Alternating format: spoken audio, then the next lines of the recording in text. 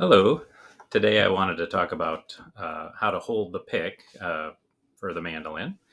And people do it a lot of different ways, but I'll just suggest some ways to get started and some things to think about. I think it is theoretically possible to play the mandolin with your fingers, but I don't see anybody doing it, and I imagine it'd be very difficult. So, pretty much everybody uses some kind of pick to play the mandolin.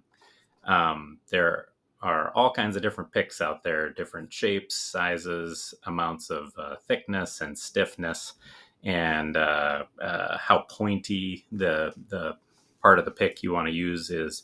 When I got started, I mostly used some very thin, very floppy picks with a very pointy end. And then over time, I've kind of gravitated to a stiffer, thicker pick with a much more rounded part that I use for the picking instead.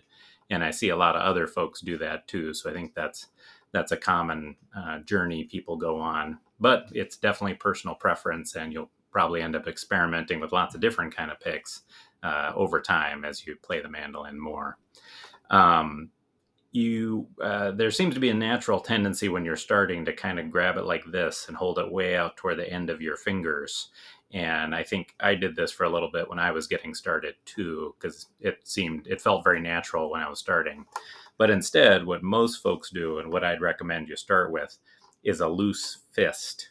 And so if you kind of just let your hand kind of hang there in a loose fist, and then just stick the pick between your thumb and your index finger, basically the most natural kind of position you can get a pick in there. And then you need just the slightest amount of tension just to keep the pick from falling out of your hands as you're actually picking on the strings, but otherwise keeping that fist kind of as loose and relaxed as possible. Uh, so that's all I wanted to say for this. And then the next video, we'll talk about actually how you pick the strings. Thanks.